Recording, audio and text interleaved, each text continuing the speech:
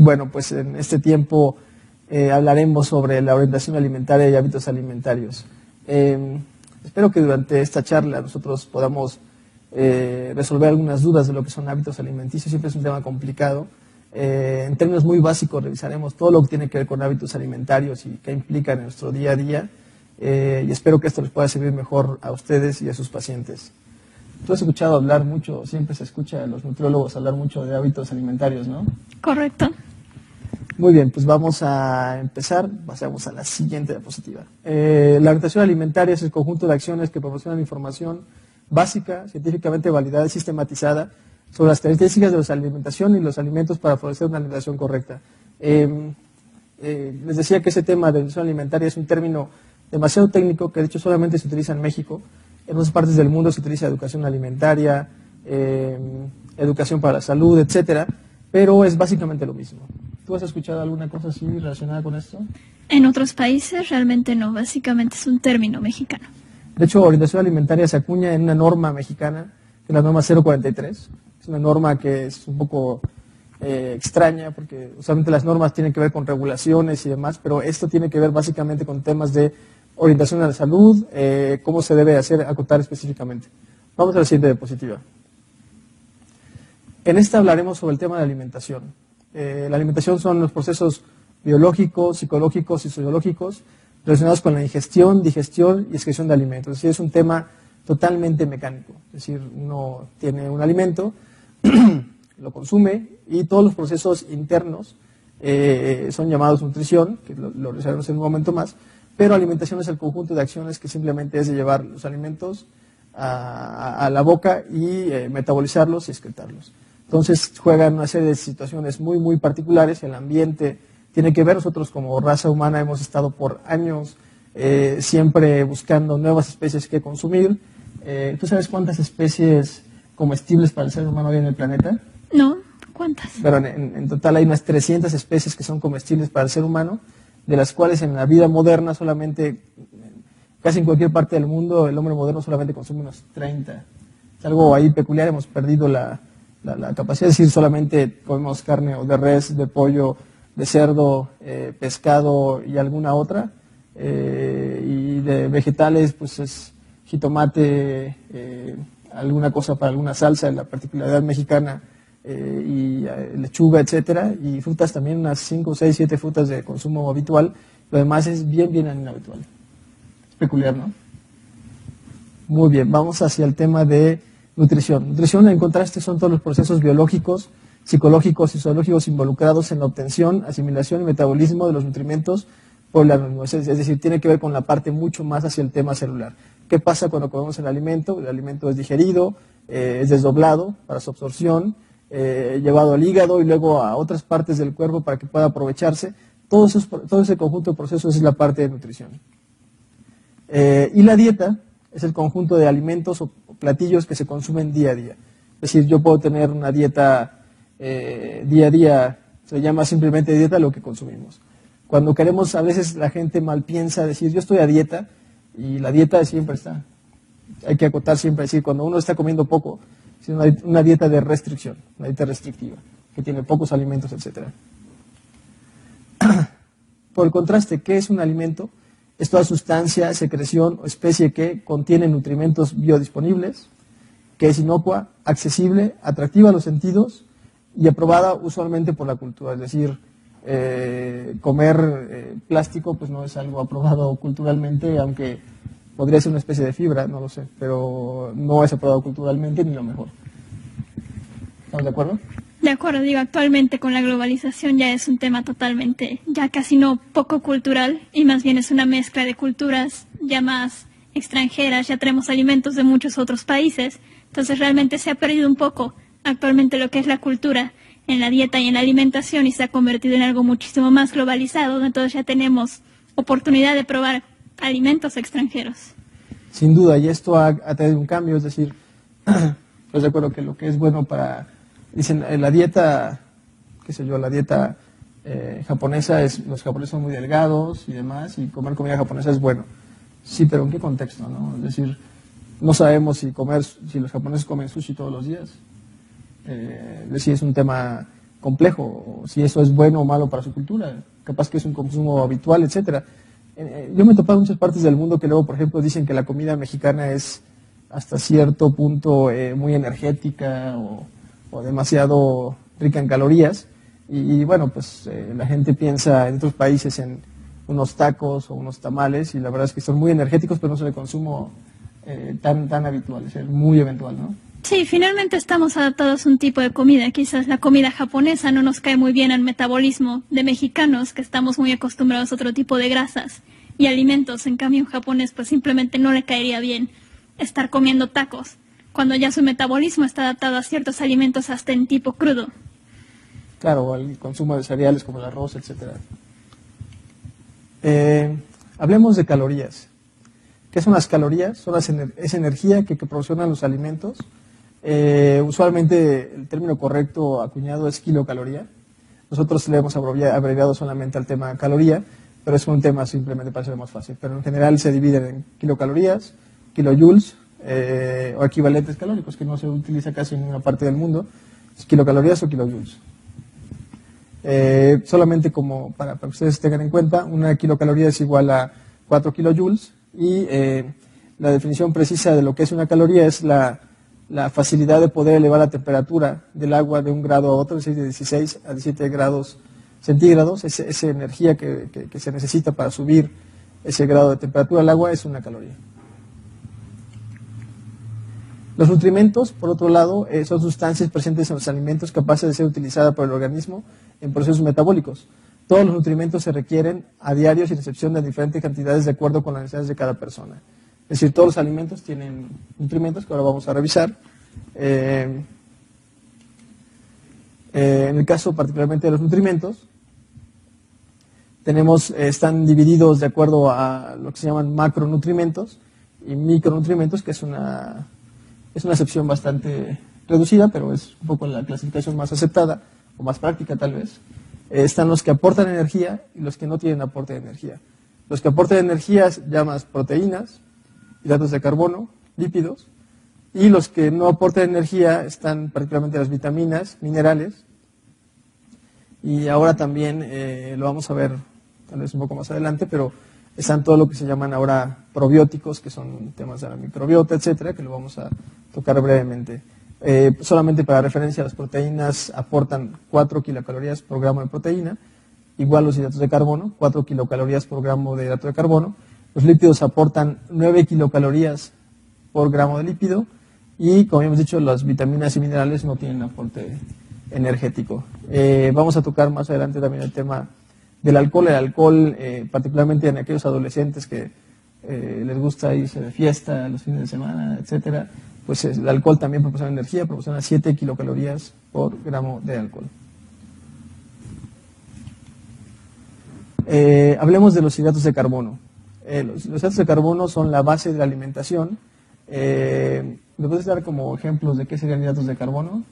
En alimentos serían como los cereales, por ejemplo, arroz, pasta, papas, las frutas, las verduras, todos comprenden hidratos de carbono. Para mayor referencia de ustedes, en la cultura mexicana las tortillas son hidratos de carbono, provienen del maíz y son nuestra base de nuestra alimentación todavía. Estamos cambiando mucho, es el tema del trigo y del arroz, pero todavía son la base de nuestra alimentación.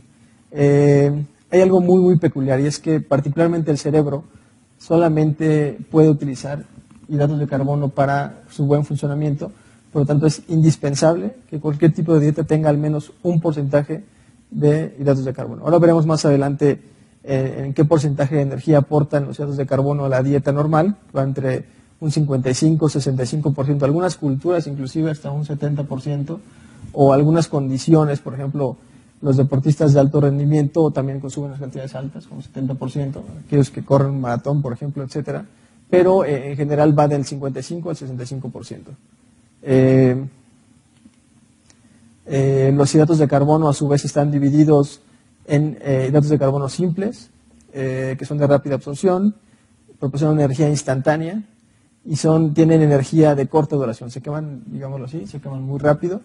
¿Me puedes dar algún ejemplo? ¿Nos puedes ayudar con ejemplo de hidratos de carbono simples? Los dulces, las frutas, por ejemplo. El azúcar es El de azúcar carbono como base. simple. Y luego también están los hidratos de carbono complejos. Son de absorción lenta, es decir, tienen cadenas mucho más grandes de estos azúcares. También algunos de ellos aportan fibra a la alimentación y generan energía de larga duración. Es decir, si yo me como, por ejemplo, como decía Alejandra, un pequeño dulce, pues me da energía muy rápidamente. Sin embargo, si me consumo, por ejemplo, una pieza de pan o una tortilla, pues esto va a tardar en desdoblarse, sin embargo va a dar energía para mucho tiempo. La fibra es un tema muy peculiar. La fibra usualmente son cadenas, usualmente de hidratos de carbono, que no pueden desdoblarse en el cuerpo humano, por lo tanto hacen una función, tienen muchas funciones en el organismo. Una de ellas es que no se pueden digerir. Como no se pueden digerir, es fermentada por la microbiota humana, y las bacterias que tenemos en el intestino, lo cual genera algunos nutrimentos en el intestino delgado y grueso. También abulta la masa digestiva, que después se va a convertir en excretas, etc.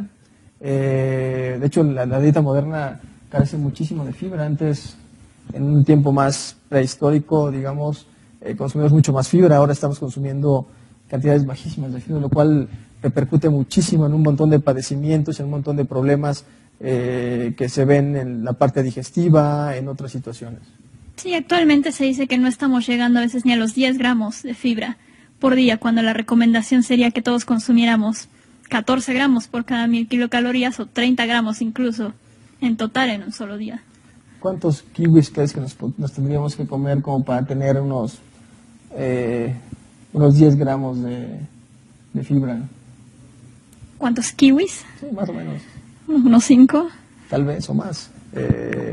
Inclusive cuando comemos estos panes integrales o estos que tienen cáscara entera, etcétera, pues tenemos que comernos una cantidad importante para tener una buena cantidad de fibra. Es decir, nuestro consumo de frutas, verduras ha bajado tanto realmente que problemas que antes nunca se hubieran pensado que se presentaran, como por ejemplo deficiencia de ácido fólico, etcétera, por las hortalizas de hoja verde, o el consumo de fibra fuera tan bajo, ¿no? Sin embargo, la fibra es algo también que a veces no es tan agradable, al paladar no es nada agradable, pero es muy importante. La gente que tiene un buen consumo de fibra usualmente tiene una buena digestión, son personas más activas, duermen bien. Hay un montón de excepciones relacionadas con la fibra. Aquí pueden ver en la diapositiva, en una tabla, de la cantidad de proporción de fibra que aportan. Y vean ustedes alguna fruta que ya tiene mucho, que yo no la veo usualmente en el supermercado, como el chico zapote, que es algo muy peculiar en la cultura mexicana, y tiene una cantidad de fibra bastante alta. Es delicioso un chico zapote. Aquellos que no sepan qué es un chico zapote, es una también le dicen chirimoya en otras culturas. Sin embargo, tiene una buena cantidad de fibra, además es muy dulce, es delicioso. La avena, las tortillas de maíz tienen una buena cantidad de fibra. Las leguminosas como la lenteja, los frijoles, también tienen buenas cantidades de fibra.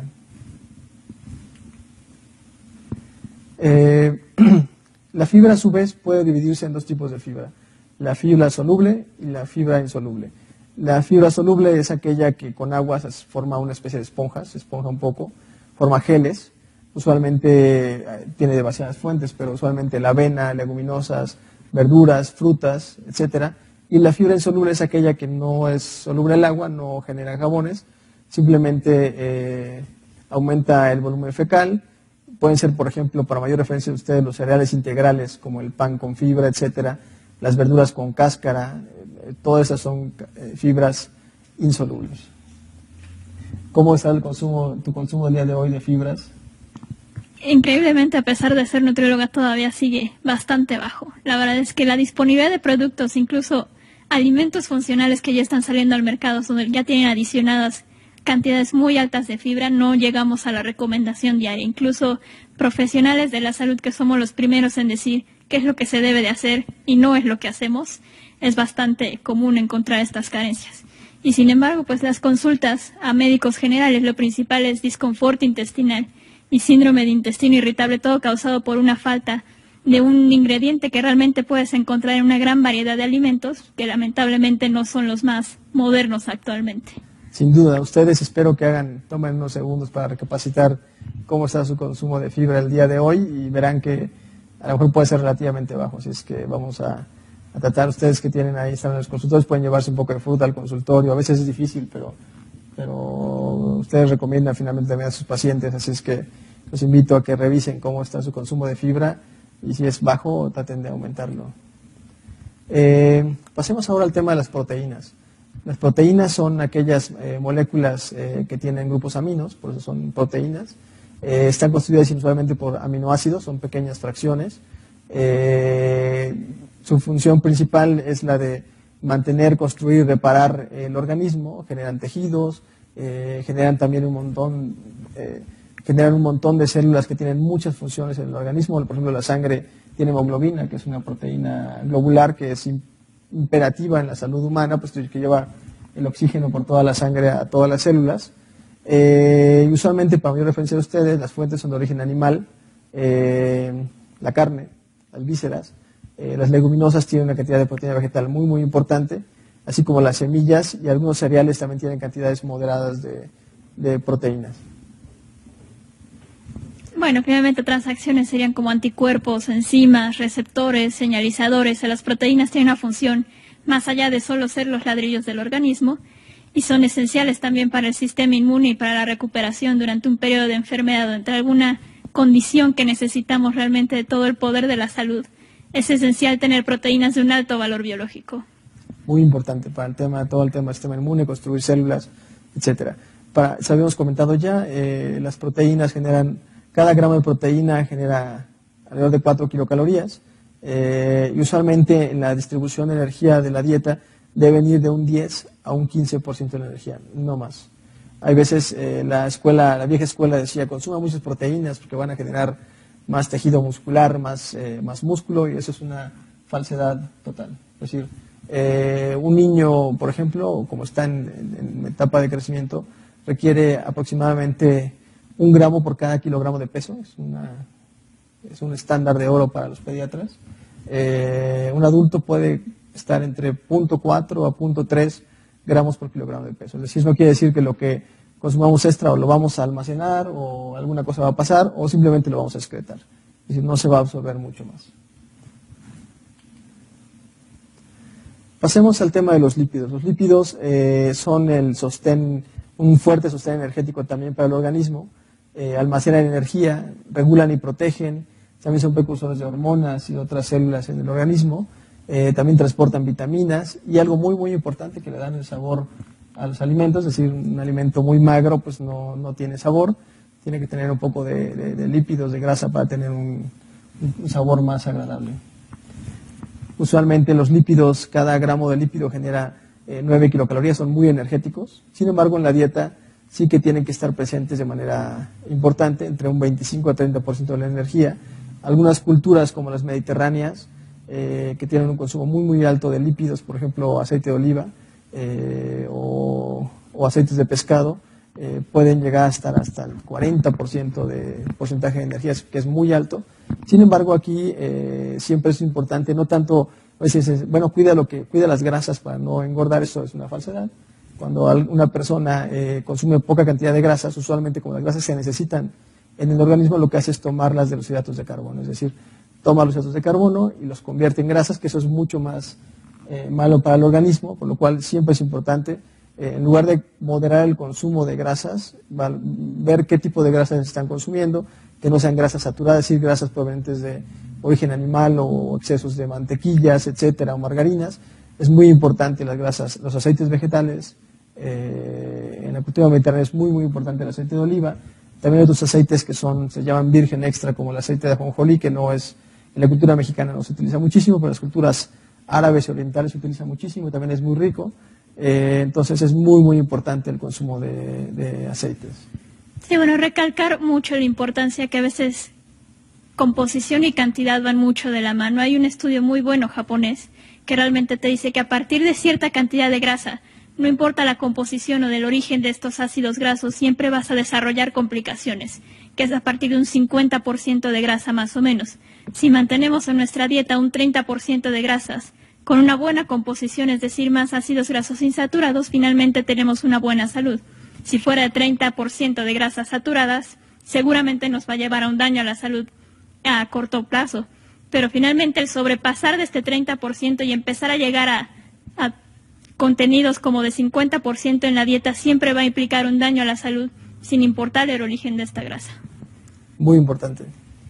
Las grasas a su vez también se dividen en grasas insaturadas y grasas saturadas. Usualmente y subrayo, usualmente las insaturadas son de origen vegetal, es decir, aceites. Ayudan a disminuir el colesterol, tienen muchas funciones, son muy ricas también. Y las grasas saturadas, para mayor referencia de ustedes, son por ejemplo las grasas sólidas. Por ejemplo, la mantequilla es una grasa de origen lácteo, que es origen animal, es mayoritariamente grasa saturada. Las mantecas, la carne también tiene a su vez una cantidad importante de grasa, la que no es magra, debido a la carne, que es de origen animal y es grasa saturada. Hay que moderar mucho el consumo de ese tipo de grasas.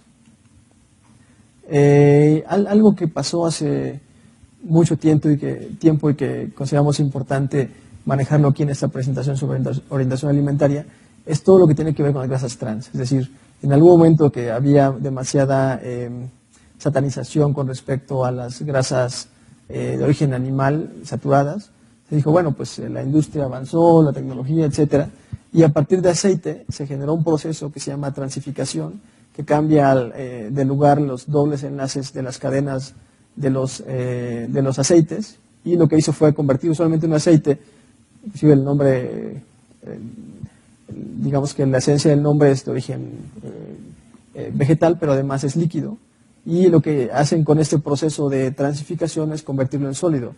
Entonces decía, bueno, pues una margarina, que es lo que resultó, por ejemplo, es de origen vegetal y no tiene colesterol, y eso es totalmente cierto. Sin embargo, pocos años después, esto fue un boom digamos en los años 80, etcétera, y yo recuerdo los envases que decía en inglés, I can't believe it's not butter. No puedo creer que no sea mantequilla, porque sabía realmente bastante bien y era de origen vegetal y no tenía colesterol. Sin embargo, este proceso tecnológico que es la transificación llevó después a estudiar que también generaba esto que se llaman grasas trans, que también son muy malas para la salud. Por lo tanto, se recomienda que se revise. Es a veces preferible consumir mejor mantequilla, inclusive que las grasas trans, que son realmente bastante malas. ¿Tú qué opinas de las grasas trans? Bueno, finalmente en su momento fue algo muy novedoso para tratar de mantener la vida de anaquel de los productos, pero poco a poco se ha ido descubriendo de que son un mal necesario en pocas cantidades, finalmente han venido a hacer un peor daño a la salud, más que realmente un beneficio. Lo cierto es que las grasas trans, más allá de satanizarlas, es decir, los lácteos, por ejemplo, y la carne contienen pequeñas cantidades de manera natural de grasas trans, siempre han estado presentes en el ser humano, pero lo que hay que evitar es comerlas en exceso, ¿no? En muchos países se ha preocupado demasiado en términos de salud pública al respecto de esto, porque bueno, pues no hay control de ellas, tienen dos situaciones particulares, una, son muy baratas y dos, saben bastante bien, lo cual lleva a que por ejemplo, las panaderías de las esquinas, etcétera, pues uno no sabe qué tipo de grasa están utilizando y el pan sabe bien, etcétera, pero no sabemos si son grasas trans. En los alimentos industriales siempre es importante revisar en los ingredientes si dice aceites hidrolizados o parcialmente hidrolizados, seguro tienen grasas trans. O sea, hay que tener mucho cuidado ahí. Comentábamos, pueden ver en la diapositiva, las generales de los lípidos. Tenemos tipos de grasa, colesterol y grasa saturada, grasas trans, grasas poliinsaturadas y grasas monoinsaturadas. Entonces pueden ver algunas imágenes, colesterol y grasa saturada, pueden ver ahí 2 yema de huevo y carne. Las grasas trans, pues panquecillos industriales. Las grasas poliinsaturadas, ahí está un ejemplo de un aceite de maíz. Y las grasas monoinsaturadas, hay un ejemplo ahí de aceite de oliva, para mayor referencia. En la cultura mediterránea, el aceite de oliva, particularmente el que llaman virgen extra, es un tema muy relevante. Es decir, el aceite virgen extra es aquel que solamente toman la aceituna y la presionan en frío, es decir, se llaman Esto es de manera, el nombre árabe se llama almazaras, que son una especie de molinos de madera que presionan la oliva, y el jugo que sale, en español es el zumo que sale, es el aceite de oliva, que tiene una cantidad bastante fuerte de una fracción no saponificable, es decir, fracciones que no son aceite, que puede tener vitamina E, fitoesteroles, un montón de cosas que son buenas para la salud. Por eso esas culturas lo consumen bastante, particularmente en el consumo diario como ensaladas, etcétera. Pasemos a hablar un poco del tema de vitaminas. Las vitaminas son elementos indispensables en todas y cada una de las funciones celulares al permitir mejorar el aprovechamiento de los nutrimentos y la energía, como coenzimas. Las vitaminas, algo muy importante es que no aportan energía. Se dividen a su vez en proteínas hidrosolubles cuando son solubles en agua y liposolubles cuando son solubles en lípidos. Las vitaminas hidrosolubles son todas aquellas del grupo B, por ejemplo el ácido fólico y la vitamina C. Y las liposolubles son, por ejemplo, la vitamina A, B, E y K. Actualmente creo que está mucho en auge todo el tema de la vitamina D. Hay muchos estudios relacionados con deficiencias de vitamina E y posibles mayores riesgos de padecer, por ejemplo, desarrollar diabetes, temas de sobrepeso, de obesidad. Y bueno, la vitamina D ustedes saben que se sintetiza simplemente al exponernos al sol. Sin embargo, pues cada día nos exponemos menos al sol, que por medio de los rayos ultravioleta, usamos muchos bloqueadores solares, etcétera, lo cual impide que nosotros formemos vitamina D. Sí, bueno, la vitamina D la conocemos perfectamente por la salud ósea, pero cada vez hay más estudios que la involucran en muchísimos más elementos, hasta función cognitiva, sistema inmune, presión arterial. Siguen varios estudios, todavía nada muy determinado como para asegurar ya una declaración de salud para la vitamina D, pero definitivamente está teniendo más relevancia que tiempos pasados. Sí, hay gente que tiene muchos años estudiando vitamina D. El doctor Silvestre Frenk, que fue director del Instituto Nacional de Pediatría, él en su momento hizo un montón de estudios que estaban más relacionados al tema de la deficiencia más aguda, que era el raquitismo, estos niños que tenían las piernas arqueadas, por una deficiencia severa de vitamina D. Esto se corrigió con muchas macrodosis en vacunas, etcétera. Sin embargo, él siempre habló que todavía había una deficiencia subclínica, es decir, una deficiencia que no era evidente. Y bueno, todo esto a lo mejor puede tener mucho que ver, que hoy nos falta mucho todavía por revisar, estudiar, etcétera, lo relacionado con el tema de la deficiencia de vitamina D y su relación con la salud. Hablemos ahora de los minerales. Como podrán ver en la diapositiva, son elementos indispensables en todas y cada una de las funciones celulares, favoreciendo la función cerebral, memoria, oxigenación, contracción muscular, agilidad física. Usualmente los minerales están en la mayoría de los alimentos, pues de origen animal y vegetal, sal de mesa, y también algo muy importante es la parte del agua. Los minerales también, recuerden que no aportan energía. Quisiera aquí destacar el tema del hierro. El hierro es un mineral que en México tenemos una deficiencia bastante aguda, alrededor del 30% de deficiencia de hierro en niños menores y en mujeres en edad fértil. Esto es muy importante. El hierro cumple unas funciones impresionantes, además de todo el tema del oxígeno que tiene que ver con la parte cognitiva, y que particularmente ustedes piensen en una mamá, una mujer en edad reproductiva que tiene deficiencia de hierro. Cuando el feto se forma, el feto necesita mucho hierro, necesita que la mamá tenga buenas reservas de hierro. Como no las tiene, el feto no tiene una buena cantidad de hierro. El bebé nace, toma leche materna, usualmente recomendado 6 meses. La leche materna tampoco es una fuente muy alta de hierro, por lo tanto el bebé que ya a nivel fetal tenía deficiencias de hierro, va a estar 6 meses con deficiencia de hierro. Y piensen ustedes que el hierro es sumamente importante en todo el tema de desarrollo cognitivo, sobre todo desde el nacimiento hasta los 2 años, y ya el bebé nace con deficiencias, por lo tanto es sumamente importante que se mejore todo el tema de deficiencia de hierro.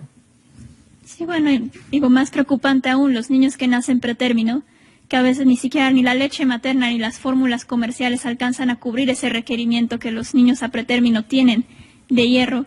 Y comercialmente hablando, la verdad es que el hierro es muy difícil de suplementar o de fortificar en los alimentos. Honestamente, ha habido varias intervenciones muchos planes de gobierno que intentan meterlo en leches, en fórmulas, en polvo para madres o para niños de escasos recursos, pero dependiendo del origen de este hierro, pues puede ser no muy funcional, no aprovechable, o simplemente modificar tanto el sabor del alimento que el producto no se consume. Igual en los cereales o en las pastas, donde se está tratando de fortificar este mineral, sigue siendo muy difícil alcanzar un requerimiento y que este hierro realmente sea biodisponible para las personas que lo consumen.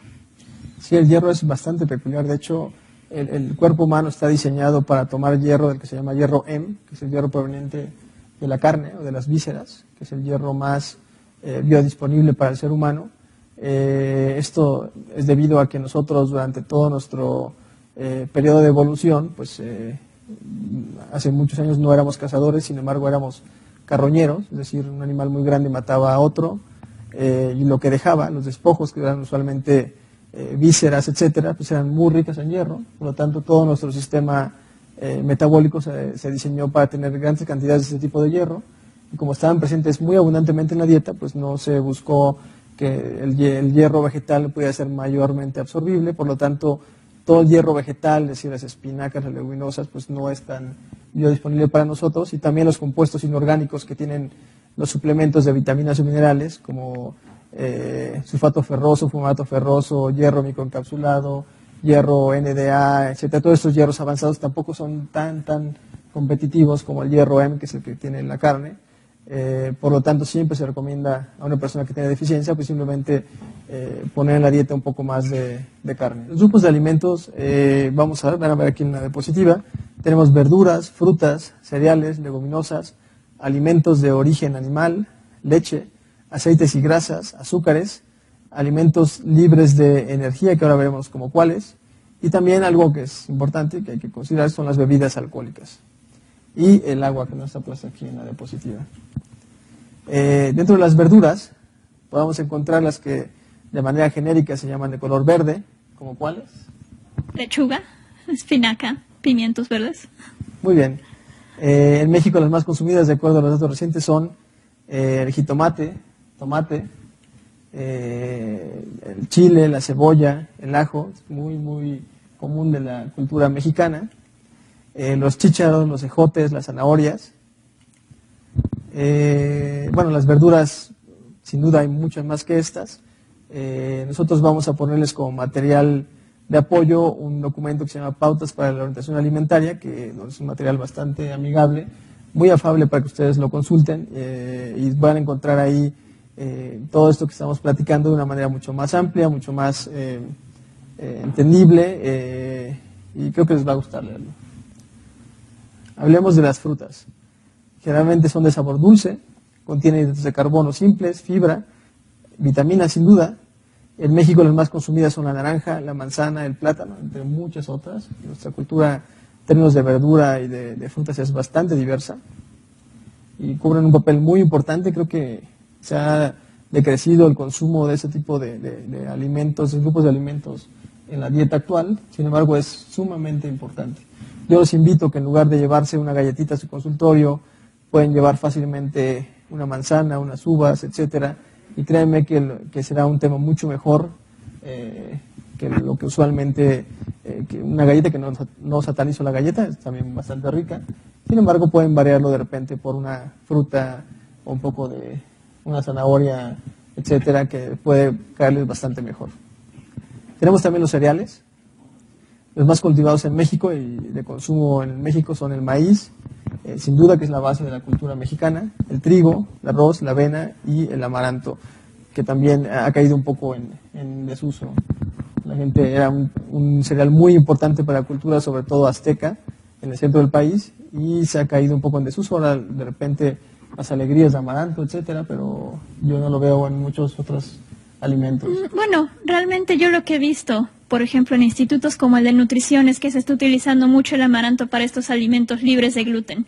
Entonces, todo lo que es un pasillo libre de gluten tiene panes, tortillas, cereales, mucho a base de amaranto en sustitución del trigo, lo cual le da un sabor bastante exquisito y único y bastante funcional, solo que un poco más caro que realmente los que están hechos a maíz y trigo. Sí, ahora que está de moda todo el tema sin gluten.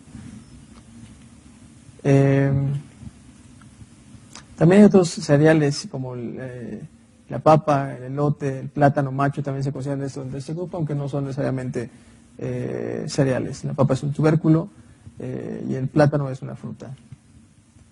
Las leguminosas también, obvio, las leguminosas como por ejemplo el frijol es lo más importante en la cultura mexicana, son productos que aportan energía, fibra, magnesio, vitaminas del grupo B, riboflavina y zinc.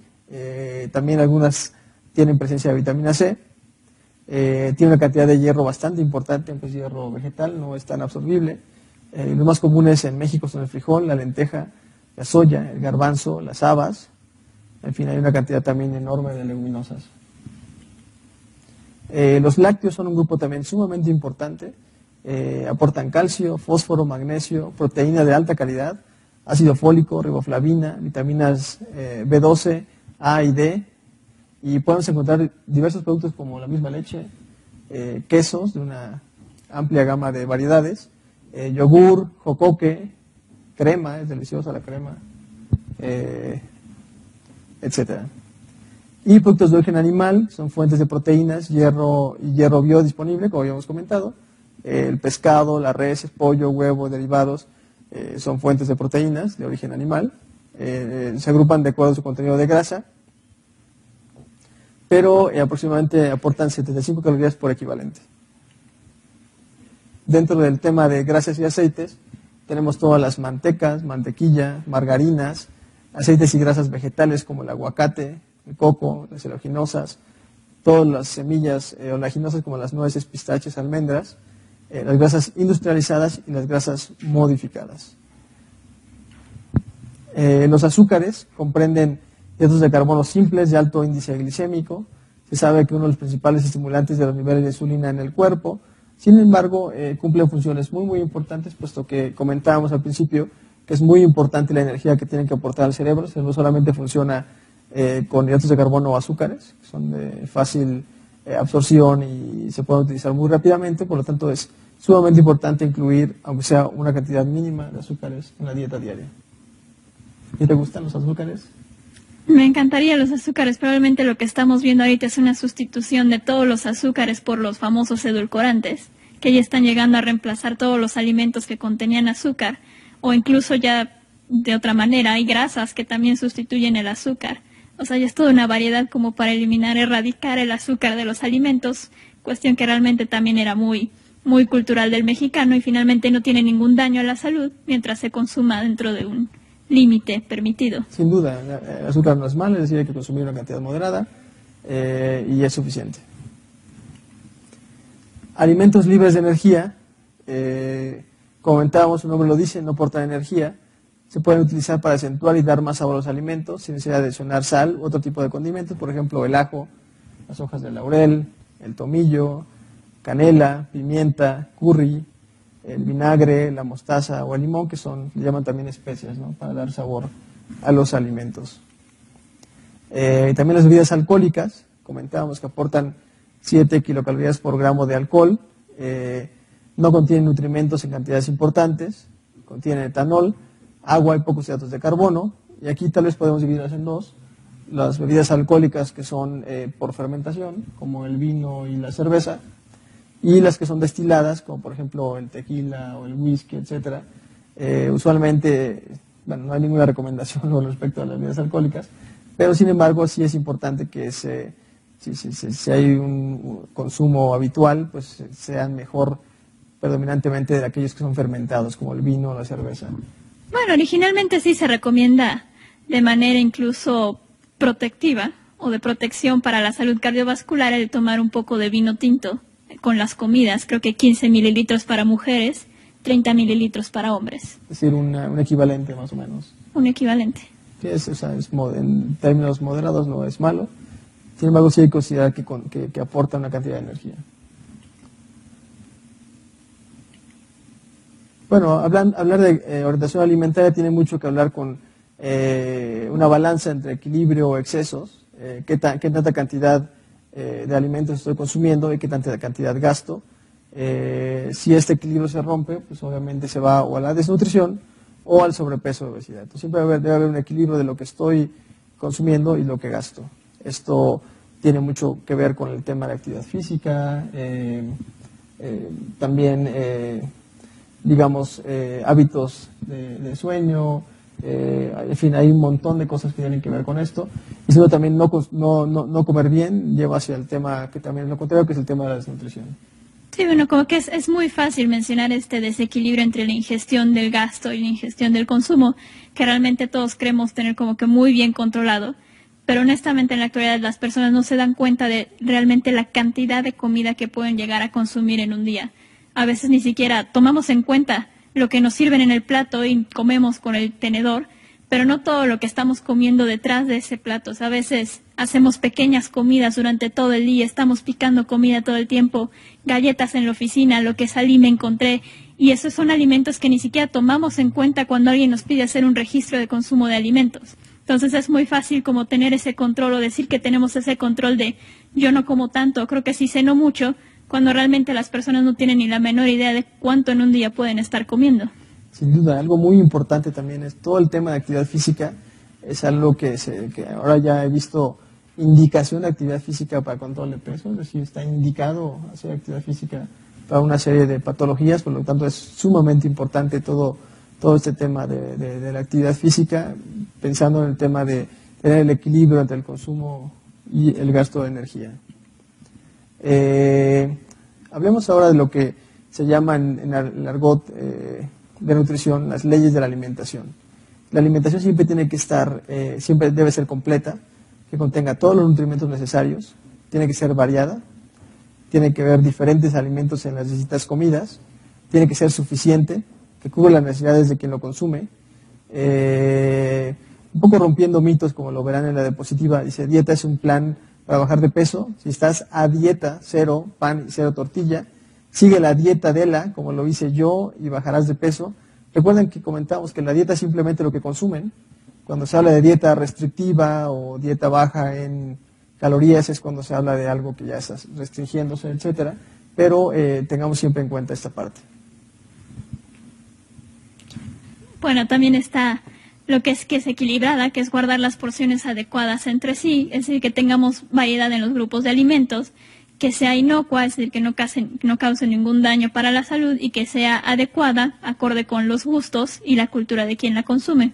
Algunos de los mitos también están: una dieta 0% grasa es saludable, tómate estas pastillas y no necesitarás dejar de comer ni hacer ejercicio, cosa que realmente escuchar la palabra dieta ya es un como factor psicológico muy estresante. Las personas que escuchan la palabra dieta instantáneamente piensan en algo pesado, tedioso, que van a dejar a corto plazo, esperan resultados inmediatos que nunca llegan, o si llegan de la parte que menos se lo espera. Una persona que pierde peso inmediatamente normalmente está perdiendo este peso en agua, no tanto en grasa o en carbohidrato o en glucógeno, que es como se almacenan los carbohidratos, sino que pierden agua y finalmente el rebote después es muchísimo más complicado para la salud.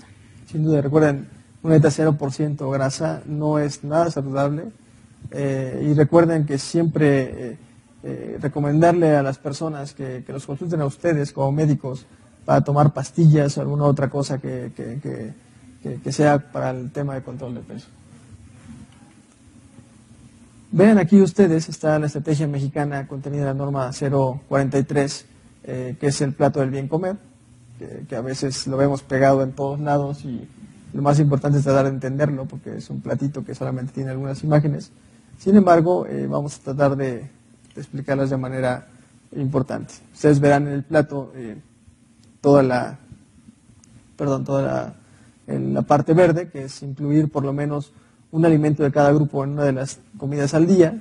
En la parte verde están las frutas y verduras, que es una especie como el semáforo. Es importante que trate de dividir los alimentos en 3 comidas fuertes y 2 refrigerios, si es posible. Si no, pues al menos 3 comidas fuertes. Recuerden, es muy importante tratar de comer una hora determinada. Es muy importante, sumamente importante hacerlo siempre en compañía de seres que ustedes se sientan cómodos, etcétera. Alguna vez comentaba el doctor Enrique Campillo, que es de la Universidad de Extremadura, en España, que es un antropólogo de la alimentación muy, muy importante, tiene un libro muy interesante que se llama El mono obeso, se los recomiendo, lo pueden inclusive googlear, es un libro muy muy interesante sobre la evolución del hombre y por qué ahora tenemos todos esos problemas de sobrepeso, obesidad, metabólicos, y cómo la evolución, hemos involucionado hacia ser sedentarios y un montón de cosas más, pero él decía, bueno, la dieta mediterránea, ¿no? Que es la dieta mediterránea, consumir aceite de oliva, vino, mucho pescado, muchas frutas, muchas hortalizas, etcétera.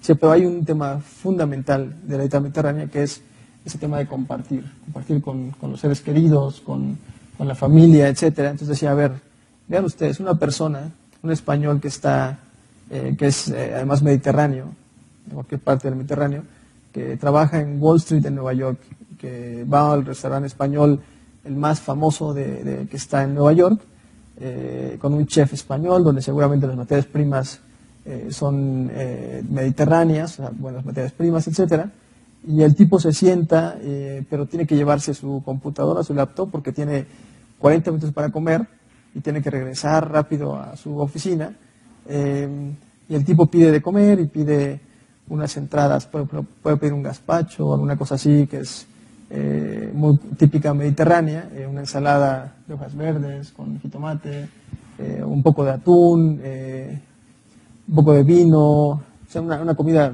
se lo piensa en un entorno de nutrición pues muy saludable. Sin embargo, el hombre está metido en el laptop y está viendo que las acciones de tal cosa que está llevando están bajando, etcétera. Entonces el tipo está solo comiendo en un restaurante donde nadie lo conoce, etcétera. Aunque tenga comida muy saludable, él está presionado, no se relaja, no lo disfruta. Entonces, ¿qué diferencia hay de eso a esa misma comida?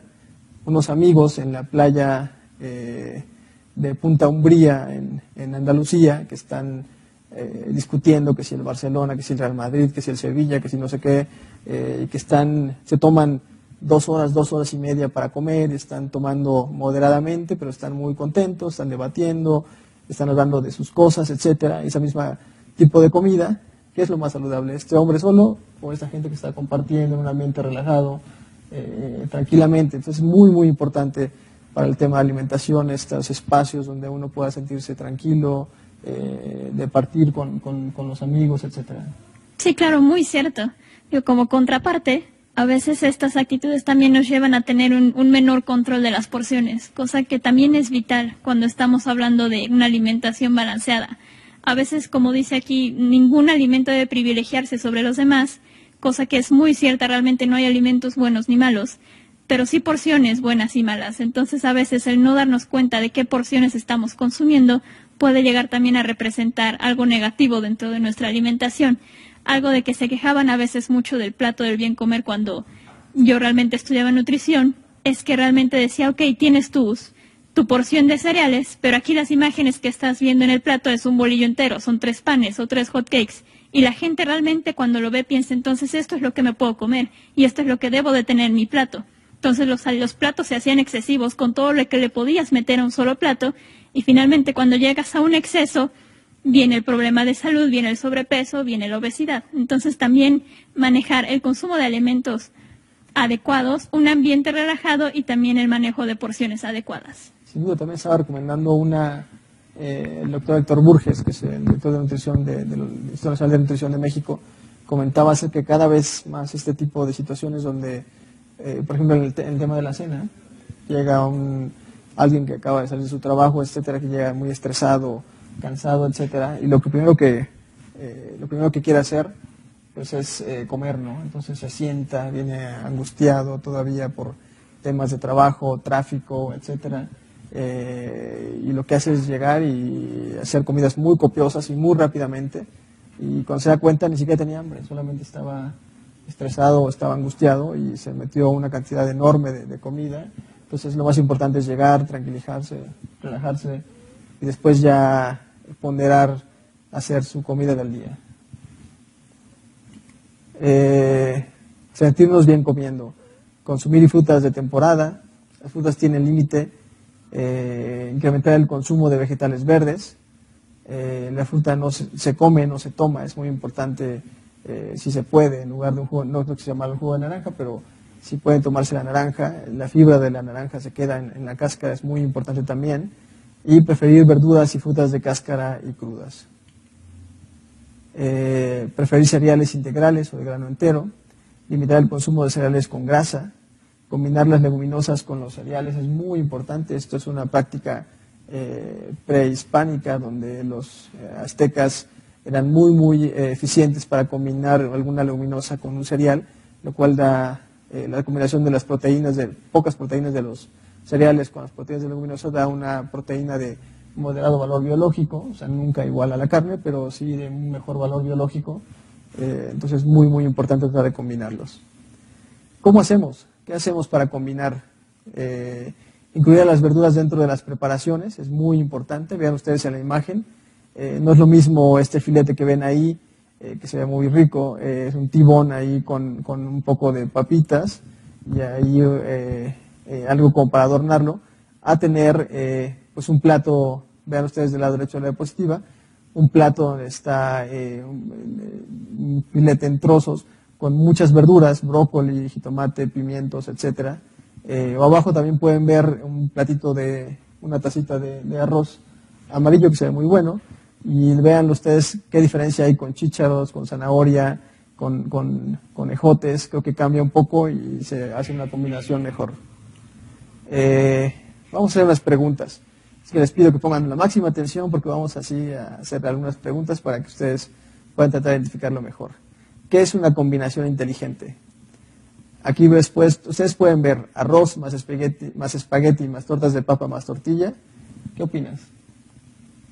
¿Te comerías eso? Demasiada pasta, demasiados cereales. Muchos cereales. Sí, todo lo que ustedes ven ahí son cereales.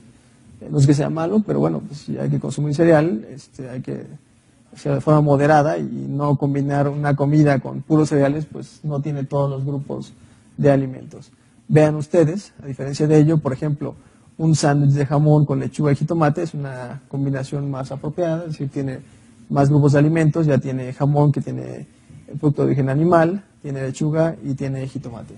Mejor, ¿no? Mejor. Cambia un poco. Ok, otra combinación rara. ¿Qué opinan de esto?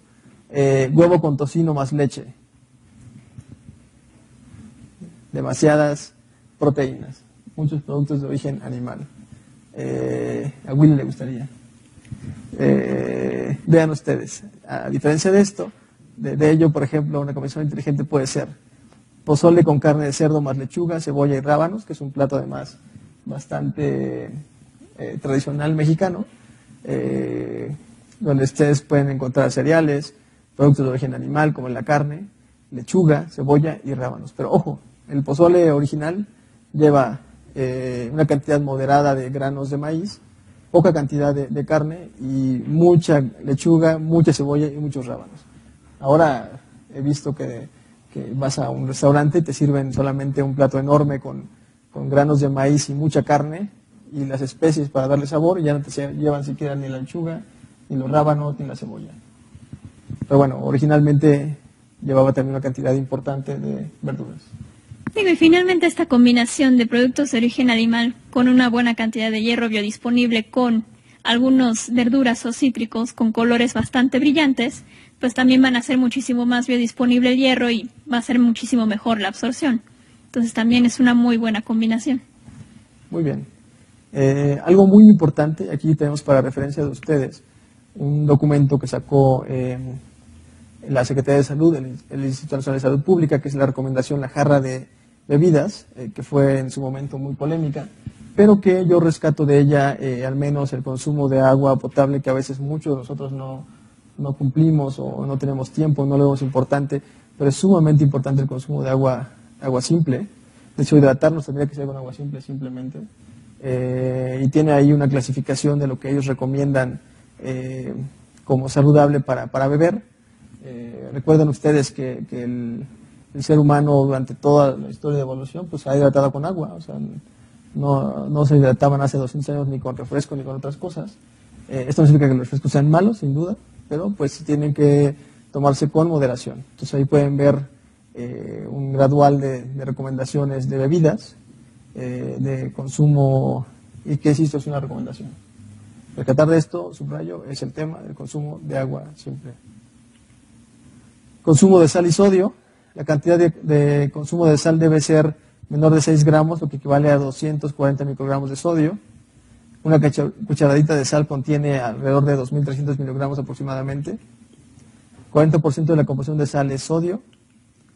Se dice que la sal y el sodio, bueno, pues nosotros tenemos una memoria muy corta para el consumo de alimentos con sal, es decir, si estamos acostumbrados a consumir productos muy salados, cuando gradualmente lo bajamos, nos adecuamos y nos adaptamos de forma bastante fácil, no así con el tema del azúcar, donde estamos acostumbrados a productos muy dulces, es muy difícil cambiar hacia algo menos dulce, pero en la parte de sal es bastante fácil. Y hablábamos ya en su momento de la fibra. Si se aumenta el consumo de fibra, debe aumentarse también, es muy importante el consumo de agua. Se recomienda de 25 a 35 gramos por día, que es una cantidad bastante alta, ya lo habíamos comentado. Y ¿en qué tiempos de comida decíamos debemos alimentarnos? Comer más de 3 veces al día. Nuestro cerebro particularmente necesita energía cada 4 horas, energía rápida, de hidratos de carbono. El ayuno hace que incrementemos nuestro porcentaje de grasa, inclusive nuestro peso. No es muy recomendable ayunar. Siempre, aunque sea consumir algo muy ligero, pero sin ayunar. Y se recomienda, como decíamos, hacer 3 comidas fuertes al día, más 2 colaciones. Es lo más ideal, sí se puede. Insistimos, colaciones, lo más saludable es un poco de fruta, un poco de verdura. Y recuerden, este máximo que comentaba Alejandra, no hay alimentos ni bebidas buenas o malas, sino patrones de consumo adecuados. Lo que hace una dieta en su totalidad es lo que hace una dieta buena o mala. Algunas cosas que nos pueden ayudar como metas sencillas para todos. Tratar de desayunar diario, no olvidar desayunar. Disfrutar la comida en un lugar placentero y agradable. Incluir verduras frescas hasta alcanzar 5 colores, de 3 a 4 raciones de fruta, de 4 a 5 raciones de verduras crudas al día. Incrementar el consumo de fibra al usar frutas y verduras con cáscara o cereales integrales. Tomar suficientes líquidos diariamente dependiendo de las necesidades del individuo y del clima donde vive. ¿Qué te parece? También incluiría establecer horarios, básicamente porque no sabemos todos los beneficios que tiene ya tener un horario establecido de comida, un horario establecido de desayuno, hasta de colaciones. Finalmente hace que tu cerebro se adapte como a ciertos horarios donde, ok, empiezo a sentir hambre, de verdad hambre, porque ya necesito comer, en vez de realmente pensar, creo que tengo apetito, creo que se me antoja, creo que ya pasé muchas horas sin comer, ahora sí me voy a dar un atascón. Comí 5 veces al día, pero 3 las hice muy juntas y 2 las hice separadas y abundantes.